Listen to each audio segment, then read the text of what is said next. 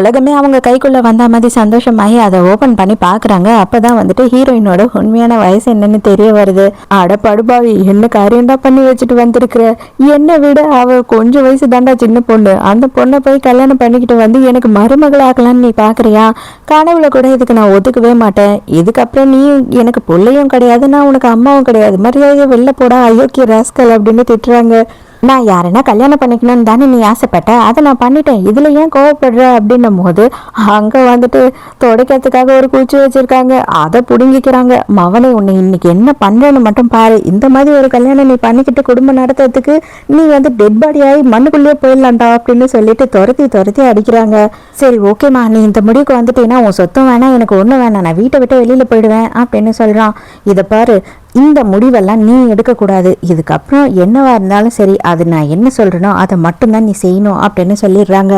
வேற வழியே இல்லாம ஹீரோவோட அம்மாவுமே கல்யாணத்துக்கு சம்மதிச்சிடுறாங்க. அது மட்டும் இல்லாம கல்யாணத்தை கிராண்டா பண்ணணும், எல்லாரையும் கூப்பிட்டு வந்துட்டு இந்த ஊருக்கே கல்யாணத்தை சொல்லணும் அப்படி இப்படின்னு சொல்லிட்டு எல்லாருக்கும் ரிலேட்டிவ்ஸ்க்கு எல்லாம் ஃபோன் பண்ணி சொல்லிக்கிட்டு இருக்காங்க. இங்க அதே நேரத்துக்கு நம்ம ஹீரோயினோட ஃபேமிலியை காட்டுறாங்க. இங்க இவங்க என்ன பண்ணிக்கிட்டு இருக்காங்க அப்படின்னு பார்த்தா, ஹீரோயினை எல்லா இடத்துலயும் தேடி பார்த்துட்டு அவளோட டெட் பாடி கிடைக்கலன்னு சொல்லிட்டு அவங்க இறுதி சடங்கு வச்சிருக்காங்க. புருஷங்கார என்ன சொல்லியிருப்பானா, அவ எங்கேயோ போய் சூசைட் பண்ணின்னு சேர்த்துட்டா, லெட்டர் எழுதி வச்சுட்டு போயிட்டா அப்படின்னு சொல்லியிருக்காங்க.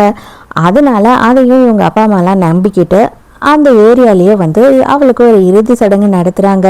அந்த இறுதி சடங்குக்கு வந்துட்டு அண்ணங்காரன் இருக்கான் ஹீரோயினுக்கு. அவன் வந்து அங்க வர காசு எல்லாத்தையும் எப்படியாவது ஆட்டை போடணும் அப்படின்னு பாத்துக்கிட்டு இருக்கான். அப்ப வந்துட்டு அங்க இறுதி சடங்குக்கு காசு வைக்க வராரு. அவர்கிட்ட போய் 200 வைக்கிறியடா பிச்சைக்காரா அப்படின்னு சொல்லி கேட்குறான்.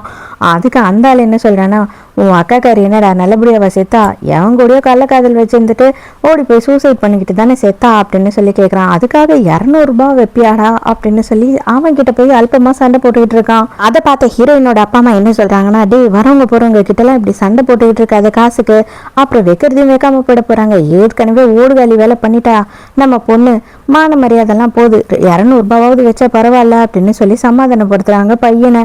அந்த டைமுக்கு ஹீரோயின் அந்த இடத்துக்கு வரா. இது நடக்கிற எல்லா விஷயத்தையும் ஹீரோயின் கேட்டுடுறா. நான் இருக்க வரைக்குமே என்கிட்ட காசை மட்டும்தான் போடுங்க, நீங்க நான் இல்லை அப்படின்னு தெரிஞ்சு கூட நீங்க வந்துட்டு காசை பத்தி மட்டும்தான் பேசுறீங்க இல்லையா அப்படின்னு சொல்லி ஹீரோயின் கேட்குறா. அவ்வளோதாங்க, எல்லாரும் பயந்துடுறாங்க. ஐயோ இவ சாகலையா அப்படின்னு. அந்த ஊர் மக்களே அப்படிதான் இருப்பாங்க போல. ஐயோ இவ சாகலைன்னு தெரியாம நம்ம வேற இறுதி சடங்குக்கு காசு வச்சுட்டோமேனு அந்த காசை எடுக்கிறதுக்காக எல்லாரும் ஓடுறாங்க. அண்ணங்காரன் போயிட்டு தம்பிக்காரன் போயிட்டு ஐயோ காசை எடுக்காதீங்க அப்படின்னு சொல்லி சண்டை போட்டுக்கிட்டு இருக்கான். எல்லாத்துக்கும் காரணம் நீதான், எல்லாத்துக்கும் காரணம் நீதான், கண்டிப்பா நான் உன்னை சும்மா மட்டும் விடவே மாட்டேன், வந்த காசு எல்லாம் போச்சு, நீ எதுக்கு